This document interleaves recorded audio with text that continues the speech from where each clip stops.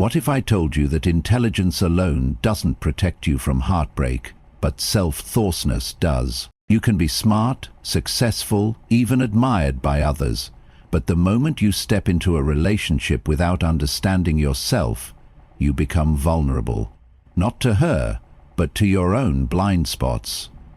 Most men lose themselves not because they weren't good enough, but because they didn't know the subtle mistakes they were making. Mistakes that slowly erode respect, attraction, and power. But here's the truth. Every misstep is a message. And if you listen closely, those mistakes can be the keys to becoming untouchable. Not to manipulate her, but to master yourself.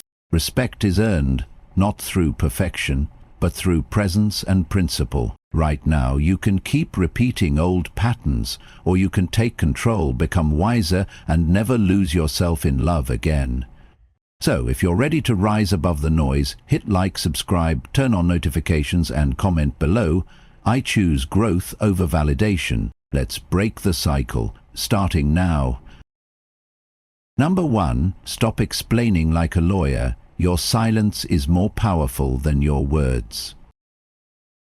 A man who constantly feels the need to explain himself is a man who unconsciously seeks approval. And in the realm of attraction, nothing dilutes masculine power faster than over-explaining. When you're texting her paragraphs to justify why you were late to reply, why you chose a certain restaurant, or why you said something she didn't like, what you're actually communicating isn't thoughtfulness, it's insecurity. You're saying, please understand me, please validate me, please don't be upset, and in doing so you lower your frame from a grounded man to a boy asking for permission. Action doesn't grow in the space of constant reassurance. It thrives in mystery, in leadership, and in the silent confidence that says, I stand by my actions whether you approve or not. The more you explain, the more she feels like you owe her something. The less you say, the more she's left to wonder. And that space of wonder is where tension and interest live. For example, compare these two texts. Sorry I didn't reply earlier, I had a meeting, then my phone died, and I wasn't ignoring you at all. Versus, just finished what I needed to handle. All good. The second is stronger, cleaner, and leaves no room for weakness. It signals that your time is valuable, your energy is focused, and you're not bending to emotional pressure. From a Stoic lens, this is mastery. A man governed by reason does not scramble to justify every move. He lets his actions speak.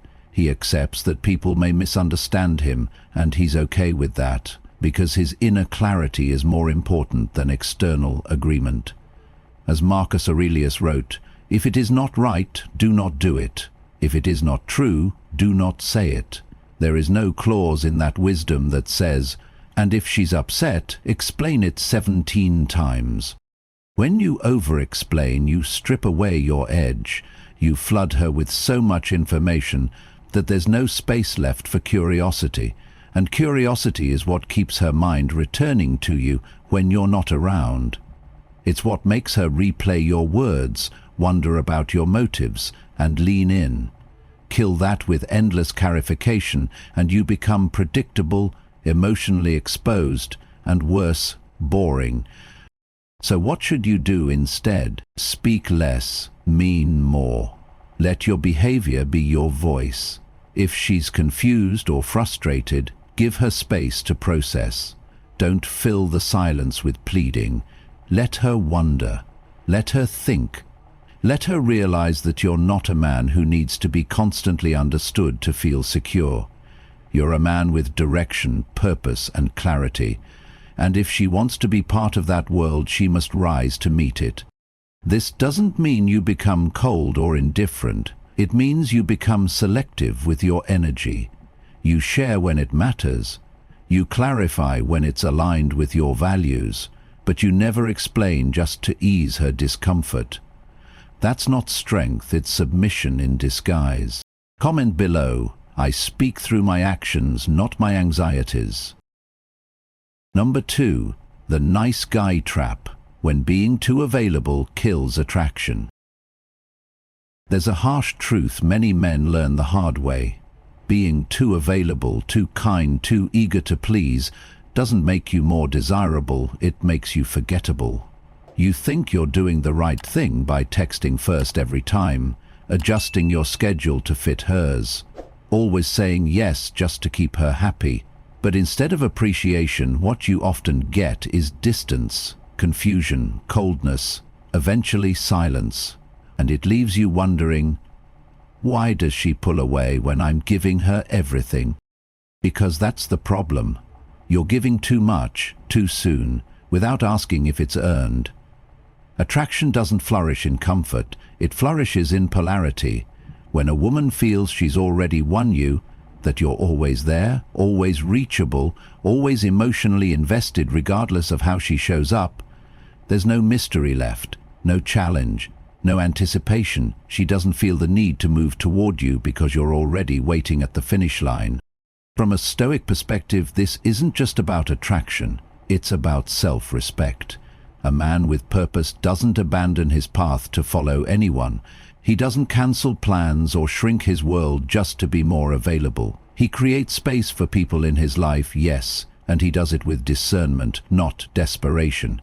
And here's what most men miss. Being kind is not the same as being weak. You can be grounded, generous, even romantic without making yourself disposable. When you constantly reach out first, she doesn't feel chosen. She feels smothered. When you're always ready to talk, always checking in, always complimenting, she doesn't feel special. She feels superior. And when she feels superior, she loses the one thing that keeps her drawn to you: admiration. This doesn't mean you play games or become emotionally unavailable.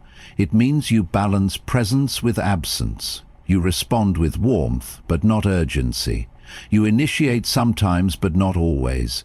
You let her come to you too, because when a woman invests, she becomes attached. And when she has to wonder a little, guess a little, even miss you a little, that's when you become unforgettable. So if you want to rebuild the spark, reclaim your position and let her feel that healthy pull toward you again, stop being too nice. Be kind but not convenient. Be present but not persistent. Let your absence speak as loudly as your attention. The goal is not to make her chase, it's to make her choose. Comment below. I lead with value, not validation. Number 3. Reclaim the frame. Stop letting her control the conversation. In every dynamic between a man and a woman, there is a subtle but powerful question being asked. Who's leading this interaction? You might not even realize it, but every time you say, "What do you want to do?" or "Where do you want to eat?" or "Are you okay with this?" you're not just being polite. You're handing over the frame, and once you lose the frame, you lose her respect, her admiration, and eventually her interest. Here's the truth most men avoid. Women don't want to lead. Even the most independent, strong-minded woman still desires a man who can hold his own, make decisions and provide structure in moments of uncertainty. That doesn't mean being a dictator. It means being assertive, clear, grounded. When you constantly defer, when you seek permission instead of offering direction, you put the burden of leadership on her shoulders, and she resents it, even if she never says it aloud. The more you ask her to decide everything, the more she starts to question your competence, and over time, that doubt turns into disconnection. You'll see it in her body language, her tone, the way she starts to test you subtly. Arriving late, pushing your boundaries, acting distant. What she's really saying is, "I don't feel like I can relax into your presence." From a Stoic point of view, this is a failure of internal leadership. A man grounded in his values does not need to outsource every choice. He moves with intention. He knows what kind of woman he wants, what kind of experience he wants to create, and he presents it, not because he's controlling, but because he's clear. When she feels that clarity, she can finally exhale. She doesn't need to carry the emotional and directional weight of the interaction. She can just be feminine, open, responsive. The goal here is not to dominate, but to anchor, to be the calm presence in the room that allows her to feel safe. When you say, "We're going here tonight, trust me, you'll like it," you're not just planning a date, you're showing leadership. When you say, "I've got this," you're not shutting her down, you're inviting her to relax. So start small, make more decisions, take initiative, set plans, offer vision. If she resists, don't fold, smile, stay grounded and carry on. You'll be amazed how fast her energy changes when she realizes she doesn't have to lead anymore. Comment below, "I don't ask for the frame, I hold it." Number 4. The death of mystery. Why oversharing kills attraction. In the early stages of attraction, what keeps a woman coming back isn't the full picture. It's the unanswered questions. The sense that there's more to you than what she currently knows. The possibility of depth. The thrill of discovery. But when you reveal everything too soon, your past relationships, childhood traumas, every ambition, every insecurity, you rob her of that mystery. You give away the entire story before she's even turned the first page. And in doing so, you kill the tension that fuels desire. This doesn't mean you should be fake, secretive, or emotionally distant. It means you should pace your openness, let your personality unfold like a great novel, chapter by chapter, not all at once. When a woman feels like she has nothing left to learn about you, the intrigue dies. What once felt like a magnetic pull becomes flat and predictable. She might appreciate your vulnerability, but she won't desire it if it's dumped on her too fast, too soon. From a Stoic viewpoint, silence is not a weakness, it's a form of strength. The wise man speaks less, but with more weight. He chooses what to reveal and when, not because he's manipulative, but because he values the power of restraint. Epictetus once said, "We have 2 ears and 1 mouth, so that we can listen twice as much as we speak." In the context of attraction, this means you observe more, speak less, and allow her curiosity to grow organically. Oversharing is often rooted in insecurity, a desire to be understood, validated, or bonded instantly. But that kind of connection, forced, rushed, emotionally needy, isn't real intimacy. It's a shortcut that leads to disappointment. Real connection is earned over time, through shared experiences, mutual curiosity, and a steady rhythm of give and take. You want her leaning in. You want her wondering what you're thinking, what you've done, what drives you. You want her asking questions, not because you've withheld, but because you've given just enough to spark interest. You want her to feel like every moment with you reveals a new layer, a new edge, a new reason to stay invested. So how do you maintain that edge? You answer questions honestly, but briefly. You pivot when the topic gets too heavy too soon. You redirect the conversation to shared experiences, rather than turning every date into a therapy session. You embrace silence when it comes, letting it build tension rather than trying to fill it with words. Mystery isn't about playing games. It's about respecting your own depth and giving others the gift of discovering it gradually. Comment below, "I reveal only what earns curiosity." Number 5. The validation trap. Why seeking her approval destroys your power. There's a subtle, dangerous dynamic that plays out in far too many male and female relationships, and it starts the moment a man hands over his power by chasing approval. It might seem harmless at first.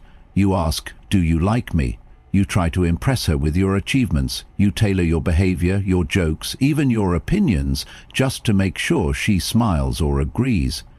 But what you're really doing is giving her the steering wheel to your identity. And when she senses that you need her validation to feel valuable, the attraction begins to die.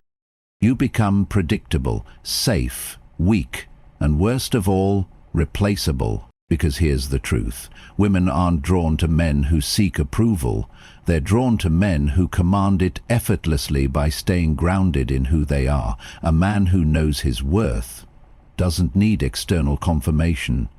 He doesn't ask if he's good enough. He shows it through how he moves, how he speaks, how he handles challenge and silence.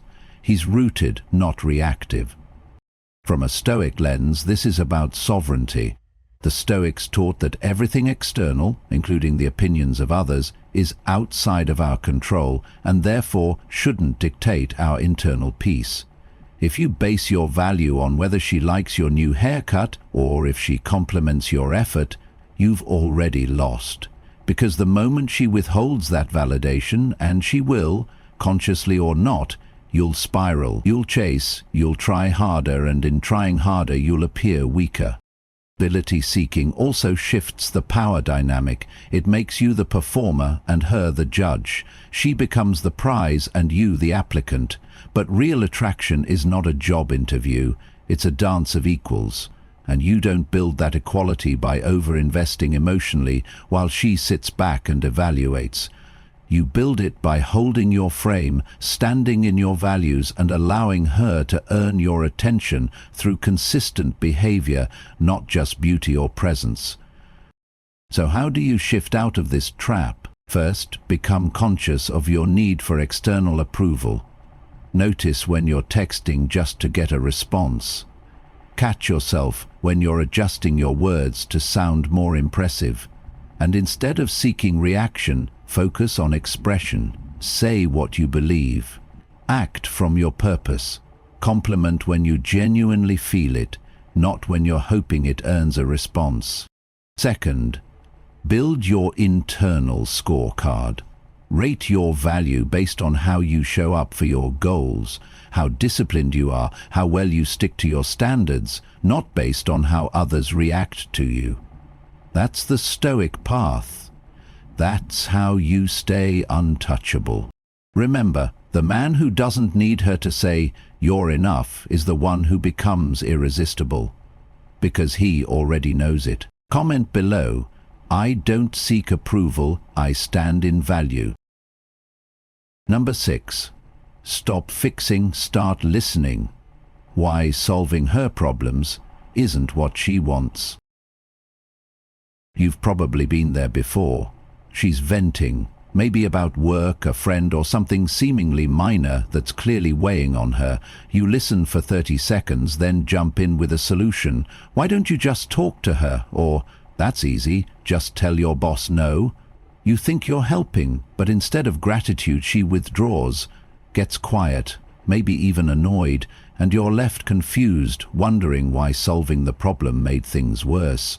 Here's the hard truth. When women share emotional struggles, they're rarely asking for solutions. What they're asking for, without saying it, is to be felt, not fixed. They want presence, not prescriptions. They want to be heard, not managed like a spreadsheet.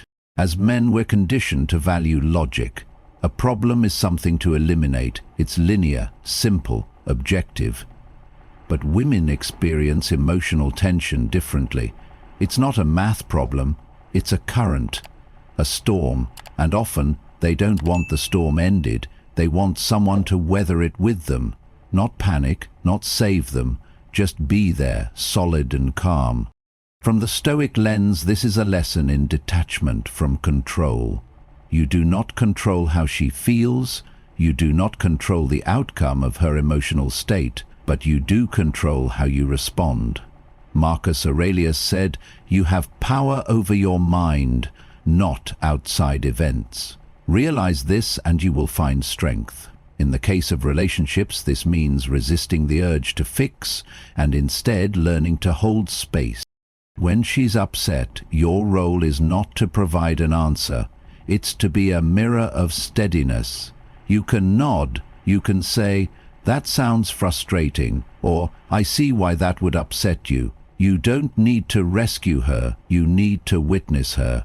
That alone creates trust, safety, connection. And ironically, that's what often solves the emotional problem far more effectively than your advice ever could. The man who listens without trying to change her is rare. He's powerful. He becomes her anchor, Not because he always knows what to say, but because he knows when not to say it. He respects the emotional terrain she's moving through and doesn't let it shake his center, and from that stillness, real intimacy can grow. So next time she's venting, don't interrupt, don't coach, just listen. Let the silence breathe, let her finish. You might be surprised how much more she opens up when she realizes you're not there to change her, but to truly understand her. Comment below. I listen without needing to fix. Number 7. Never apologize for being a man. The power of unapologetic masculinity. In today's world, many men are being subtly and sometimes overtly conditioned to apologize for their masculinity. They downplay their strength, hide their assertiveness, soften their tone, and dilute their presence, all in the name of being non-strengthened or emotionally aware. But let's be clear, there is a massive difference between being emotionally intelligent and being emasculated, and if you find yourself constantly shrinking who you are just to be accepted, you're not connecting, you're conforming. Masculinity in its healthy form is not toxic, it is not aggressive, it is not domineering, it is grounded, calm, directional, and protective.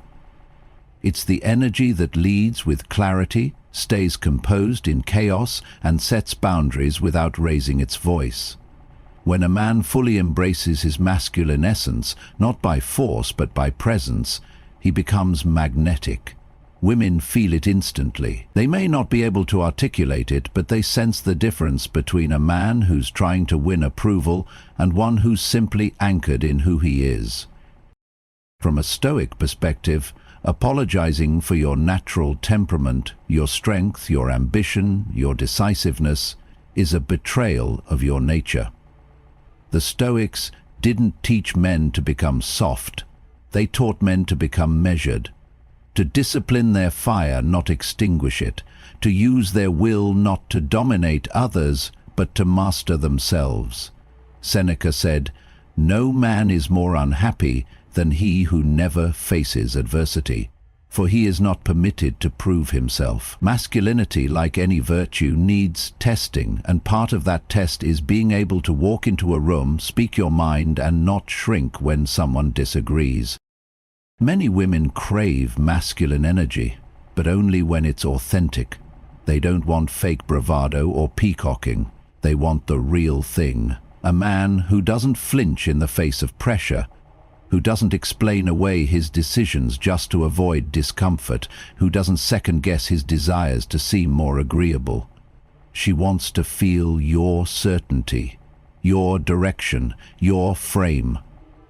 When you apologize for being a man, when you apologize for leading, for being competitive, for standing your ground, you teach her that your masculinity is something shameful, and if you're ashamed of it, why should she respect it? So here's your challenge. Stop overcorrecting. If you're passionate, own it. If you're ambitious, let it show. If you're naturally protective, don't suppress it. And if your energy makes some people uncomfortable, good. You're not here to please everyone. You're here to embody your nature, refine it, and lead from it. Be the man who knows when to yield, but never forgets how to stand tall. Be the man who can listen deeply without losing his voice. Be the man who never has to apologize for being what he was born to become. Comment below. I don't apologize for my presence. I command it. Number 8. Never prioritize her over your purpose. Why purpose must come first. There's a dangerous lie that's been sold to many men, that the path to love is paved with sacrifice. Sacrifice of your time, your vision, your mission.